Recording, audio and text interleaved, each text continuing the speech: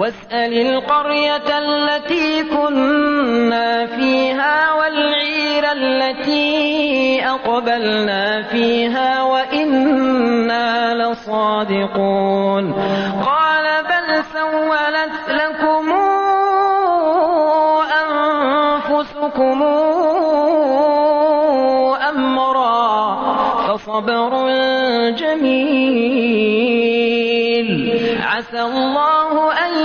ياتيني بهم جميعا إنه هو العليم الحكيم وتولى عنهم وقال يا أسفا على يوسف وابيضت عيناه من الحزن فهو كظيم قالوا تالله تفتأ تذكر يوسف حتى تكون حرضا أو تكون من الهالكين قال إنما أشكو بثي وحزني إلى الله وأعلم من الله ما لا تعلمون يا بني اذهبوا فتحسسوا من يوسف وأخيه ولا تيأسوا من روح الله إنه لا ييأس من روح الله إلا القوم الكافرون فلما دخلوا عليه قالوا يا أيها العزيز مسنا وأهلنا الضر وجئنا ببضاعة مزجاة فأوف لنا الكيل وتصدق علينا إن الله يجزي المتصدقين قال هل علمتم ما فعلتم بيوسف وأخيه قال هل علمتم ما فعلتم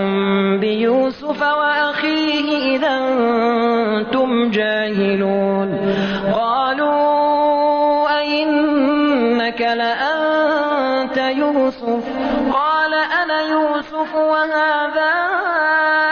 أخي قد من الله علينا إنه من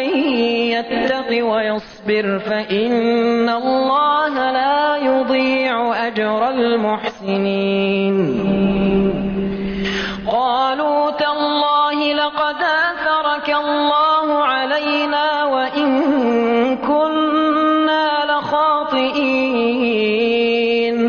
قال لا تثريب عليكم اليوم يغفر الله لكم وهو أرحم الراحمين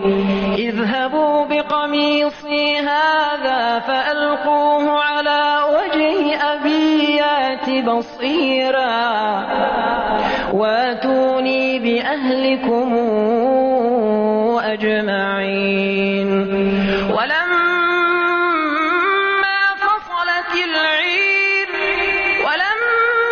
فصلت العير قال أبوهم إني لأجد ريح يوسف لولا أن تفندون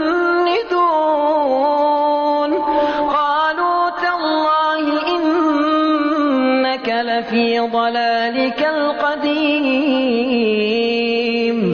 فلما أن جاء البشير ألقاه على وجهه فارتد بصيرا قال ألم قل لكم إني أعلم من الله ما لا تعلمون قالوا يا أبانا استغفر لنا ذنوبنا إنا كنا خاطئين قال سوف أستغفر لكم ربي إنه هو الغفور الرحيم فلما دخلوا على يوسف آوى إليه أبويه وقال ادخلوا مصر إن شاء الله آمنين ورفع أبويه على العرش وخروا له سجدا وقال يا أبتي هذا تاويل رؤياي من قبل قد جعلها ربي حقا وقد أحسن بي إذا أخرجني من السجن وجاء بكم من البدو من بعد أن نزغ الشيطان بيني وبين إخوتي إن ربي لطيف لما يشاء